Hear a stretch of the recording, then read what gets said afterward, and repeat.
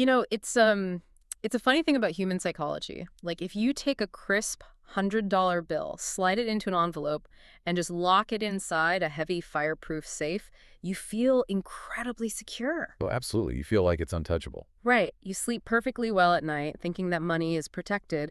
But the brutal reality of modern economics is that keeping your money locked away like that is, well, it's a guaranteed absolute loss. Yeah, it really is the ultimate illusion of safety.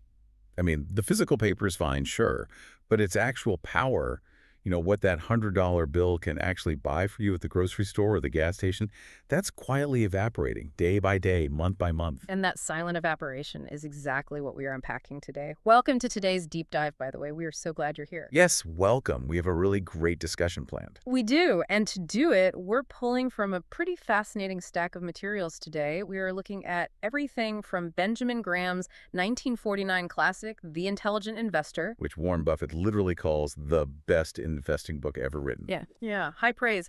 And we're pairing that with mutual fund summaries, articles from investment firms like research affiliates, a surprisingly deep Reddit thread, and even some cutting-edge academic research on artificial intelligence.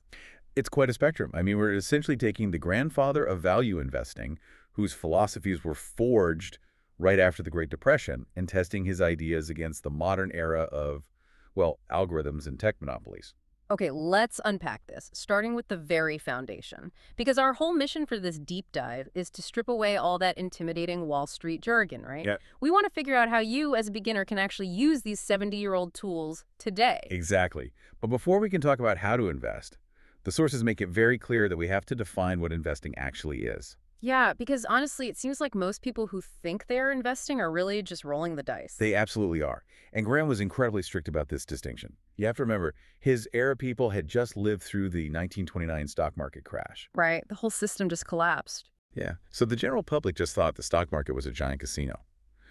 Graham wanted to formalize the discipline. So he defined an investment as an operation that, based on thorough analysis, promises two things: safety of your principal and an adequate return. Wait, let me stop you there. Thorough analysis, safety of the original money, and a decent return. Right. If an action doesn't check all three of those boxes, what is it? Then it's speculation, which is really just a polite academic word for gambling. Wow. Okay. Yeah. Speculation is buying a stock solely because a chart looks like it's pointing up or, because a friend mentioned it at a party, without ever looking at the fundamental business behind the ticker symbol. It's like walking into a casino blindfolded. Yeah. Whereas true investing, at least according to Graham, is more like deciding to buy a local bakery. Well, that's a great way to look at it. Right. Like you wouldn't just hand over your life savings because the bakery sign looks cool. You would spend weeks reviewing their accounting books, checking their daily foot traffic, and really understanding their profit margins before you ever made an offer. That is the perfect mindset to have. But, Graham was also a realist. He understood that human beings crave excitement. We do like the thrill of a gamble. Exactly. So the sources highlight this compromise he proposed, which is called the 10% rule. Oh, the mad money account? Yes.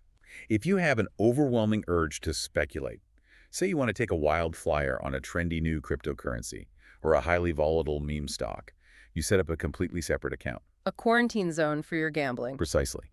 And you strictly cap it at no more than 10% of your total funds. See, I have to push back on that a little bit, though. If someone listening only has, say, $500 to start with, 10% is $50. That feels like nothing. Isn't that exactly why younger investors feel forced to put 100% of their money into highly speculative crypto? They feel like they have to take massive risks just to catch up. It's a very common feeling, especially today. But the mathematics of losing your principal are just ruthless. How so? Well, if you take that $500 and lose 50% on a speculative gamble, you now have $250. To get back to where you started, you don't need a 50% gain. You need a 100% gain. Oh, wow. Yeah, you have to double your money just to break even. Right. So Graham's 10% rule is really about psychological containment. It lets you scratch that itch of gambling without permanently crippling your financial foundation. Okay, that makes sense. Protect the core, 90%, play with the edges. But it brings me back to that $100 bill in the safe. The mattress money. Yeah.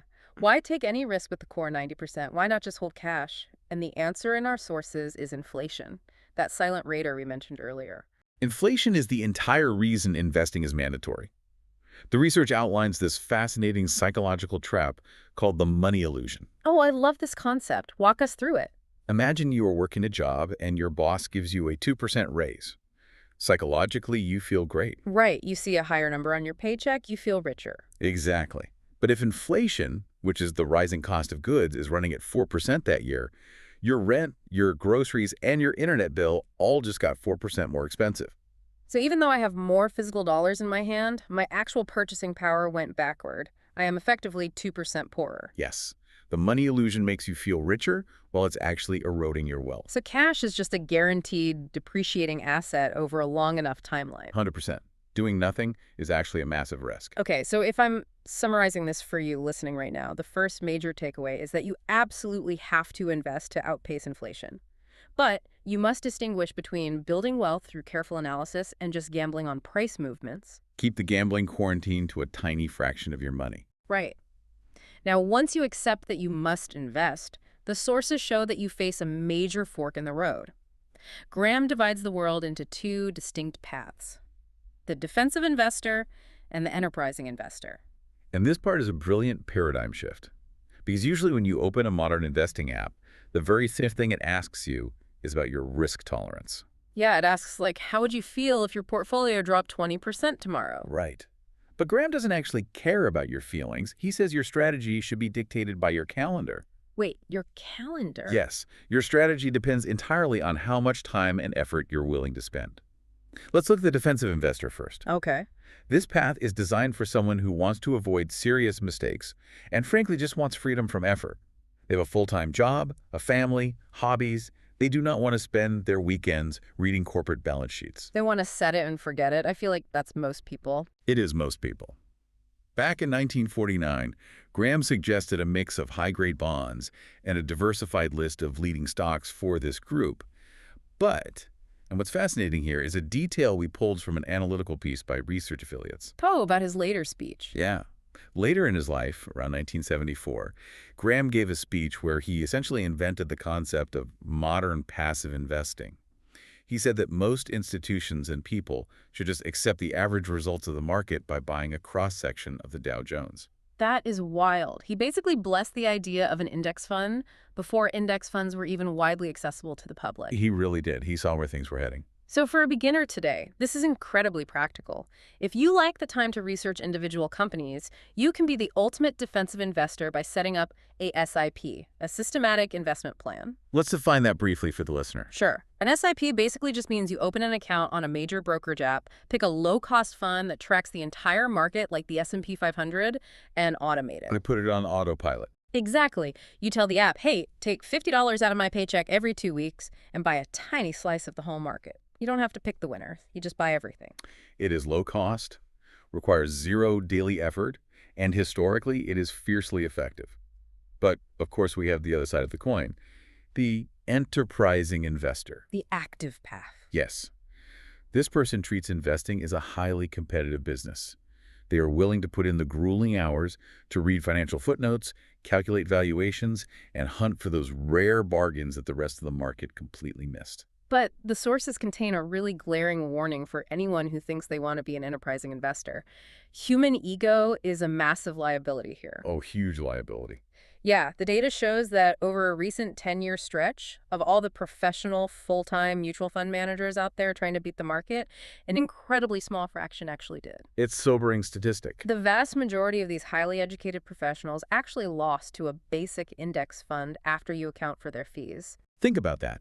If the professionals who have teams of analysts and literal supercomputers struggle to consistently beat the market average, the casual retail investor really needs to question their own competitive advantage before choosing the active path. So boiling down this fork in the road, be radically honest with yourself about your free time. If you do not want to read dense financial reports, take the defensive path. Automate your money into a diversified index fund and go enjoy your life. And if you actually enjoy the grueling research, only then should you attempt the enterprising path. Right. But here's the catch. Whether you choose the passive defensive route or the active enterprising route, you are going to slam into the exact same psychological wall. Yes, you are. And it is probably the most famous allegory in all of finance. It's time to meet your new business partner. Let's talk about Mr. Market. I love this concept. It's so good. We pull this from a brilliant 1987 letter written by Warren Buffett, who popularized Graham's original concept. The parable goes like this. Imagine you own a small stake in a private business, say $1,000 worth, and your co-owner is a highly accommodating but clinically manic-depressive fellow named Mr. Market. Okay, manic-depressive business partner. Got it. Right. Every single day, Mr. Market shows up in your front door and offers you a price. He will either buy your share of the business or he will sell you his share. And his prices are wildly disconnected from reality. Completely disconnected. Some days he is completely euphoric. He thinks the business is going to conquer the globe, so he offers to buy you out for a massive, ridiculous premium. And other days? Other days, he is depressed and terrified about the economy, and he offers to sell you his share for absolute pennies on the dollar. So what's the lesson here for us? The crucial takeaway is understanding your relationship to this partner. Mr. Market is there to serve you, not to guide you. His pocketbook is useful, his wisdom is not. But I feel like the modern financial ecosystem is designed to do the exact opposite. We have apps on our phones flashing red and green numbers at us all day. They want you to react to his moods. Exactly. If I open my app and see my portfolio has dropped 20% in a week, my instinct is sheer panic. I assume I'm losing everything. But what you're saying is the actual businesses I own didn't lose 20% of their utility or value. In all likelihood, no. If the company is still selling the same number of products, holding the same patents, and generating the same cash flow, its intrinsic value hasn't suddenly vanished. So the stock price dropping 20% is just... It's just Mr. Market having a terrible week and offering you a very pessimistic quote. Yeah. That's the human condition chasing performance. People buy high out of greed and sell low out of fear. There is a fantastic quote in the sources to anchor this. In the short run, the market is a voting machine, but in the long run, it is a weighing machine. That is Graham's ultimate truth. In the short run, stock prices are just a popularity contest. They fluctuate based on the daily mood swings and votes of millions of emotional humans. But over a decade. Over a decade, the market acts as a scale. It weighs the actual cash and tangible value a business produces. That completely reframes how I look at a red screen on my phone. So the takeaway here is vital for your mental health as an investor. A stock is a piece of a real physical business, not just a blinking number on an app. Do not let Mr. Market's mood swings infect your own emotions. Ignore his tantrums. Instead, exploit them. Buy from him when he is irrationally depressed and sell to him when he is euphoric. Which naturally leads to the next mechanical question. How do we mathematically know when Mr. Market is depressed enough? When do we know we are actually getting a bargain? Ah, yes. That brings us to what might be the three most important words in all of investing: the margin of safety. Yes. The margin of safety is the practice of buying an asset for significantly less than its calculated intrinsic value. In street terms, it means demanding to buy a dollar bill for 50 cents. But why demand such a massive discount? I mean, if I do my research and I know a business is worth exactly $1, why not buy it for 90 cents? A 10% gain is still a gain, right? Because human beings are notoriously terrible forecasters, we cannot predict the future. Fair point. Management makes stupid decisions. Global supply chains break down. A new competitor emerges out of nowhere. The margin of safety is your buffer against bad luck and your own miscalculations. Think of it like building a bridge. Okay, I like this analogy. If you expect a 10,000-pound truck to drive over this bridge, you don't engineer it to hold exactly 10,000 pounds. Right, because if a truck weighs 10,001 pounds, the bridge collapses. Exactly. You build it to hold 30,000 pounds. That extra 20,000 pounds of capacity, that is your margin of safety. It ensures that even if you miscalculated the weight of the trucks, the bridge still stands. That is an excellent way to frame it. And the sources emphasize that diversification is how you supercharge this safety net. Because you're building multiple bridges? Basically, yeah. Right. If you buy one stock at a massive discount and that single company goes bankrupt, your margin of safety didn't save you from a total loss. Right. But if you hold a diversified basket of cheaply priced companies, the inevitable losers are absorbed by the winners. So the core rule is simple: never overpay. Insist on a heavy discount so that when the world inevitably throws a wrench in your plans, your portfolio has a built-in shock absorber. It all sounds airtight in theory, Yeah. but the materials we are looking at pose a very serious modern challenge to Graham's philosophy. Uh-oh. Yeah. Buying a dollar for 50 cents was relatively straightforward in 1949 when the economy was built on steel, railroads, and physical factories. Here's where it gets really interesting. We pulled a lively discussion from the value investing community on Reddit, and a user there decided to take Graham's exact mathematical formulas from the book and apply them to the modern S&P 500. And for context, Graham used very strict metrics. For instance, he wanted a price-to-earnings ratio under 15 and a price-to-book ratio under 1.5. We should quickly translate those terms. What does that actually mean for a beginner? Certainly. The price-to-earnings, or PE ratio, is simply how much you are paying for $1 of a company's profit. So if a company earns $1 million a year and you buy the whole company for $15 million, The PE is 15. It essentially means it would take 15 years for the business's profits to pay you back your purchase price. okay, so lower is better because you pay less for the profit. And what about price to book? What's the book value? The book value is what you would have left if you liquidated the company today. If our bakery goes bankrupt, the book value is the physical land, the ovens, and the cash in the register, minus any debt. Got it.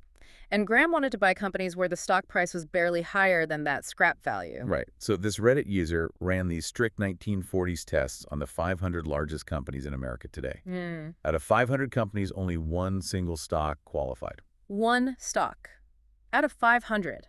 That is a stunning failure rate for the formula. Why? Did the market just become permanently overpriced? The Reddit thread nails the reason. The structure of the global economy fundamentally shifted. They point to the rise of intangible assets. Intangible meaning things you can't touch. Exactly. In 1975, intangible things like software code, patents, and brand loyalty made up about 17% of corporate assets. Today, they make up over 90%. That makes perfect sense. Graham was valuing railroads and steel mills. You can easily calculate the scrap value of a train, but how on earth do you calculate the book value of the algorithm that runs a tech giant? Or the cultural brand recognition of a global sneaker company. You can't, at least not with 1940s accounting. So their price-to-book ratio looks astronomically high and dangerous by Graham's standards, even if the business is actually a wonderful, stable investment. Exactly. The sources show that even Warren Buffett had to abandon his mentor's strict math. Buffett's partner, Charlie Munger, famously convinced him to stop looking for cigar butt companies. Cigar butt companies. Yeah, mediocre businesses selling at rock-bottom prices, just one puff left in them.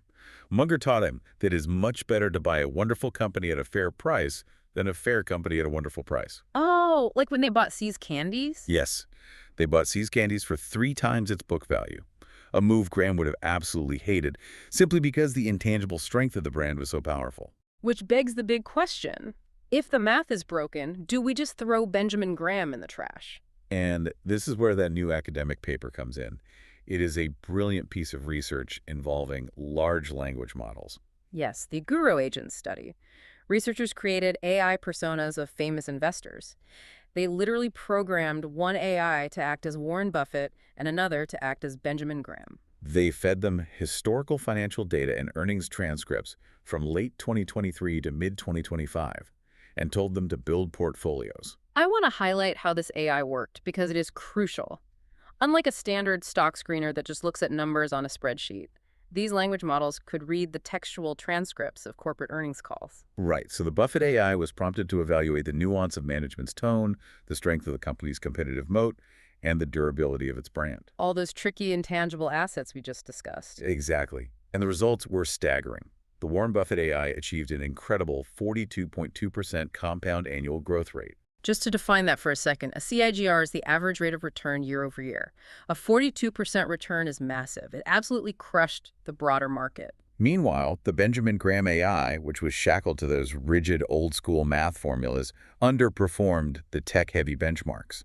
Although, to be fair, it still managed a respectable gain over the S&P 500. What I love about this is what it proves. The AI didn't win by day trading or reading crystal balls. The Buffett AI won by adopting Graham's timeless philosophy, even while ignoring his outdated math. Precisely. It viewed stocks as real businesses, it demanded a margin of safety based on the quality of the brand, and it completely ignored the emotional swings of Mr. Market. The core wisdom is immortal. It's just the application of the formula that needed an update for the digital age. Exactly. So what does this all mean if we synthesize everything we've talked about for you listening right now? What does this actually mean for your money? First, Realize that keeping your cash under a mattress is a guaranteed loss to inflation. You must invest. Second, align your strategy with your lifestyle. If you lack the time for rigorous research, you are a defensive investor. Use automated tools like a SIP to regularly buy low-cost index funds and let the market do the heavy lifting for you. Third, respect the manic depression of Mr. Market. When your app shows a sea of red, remember that the underlying businesses are likely fine.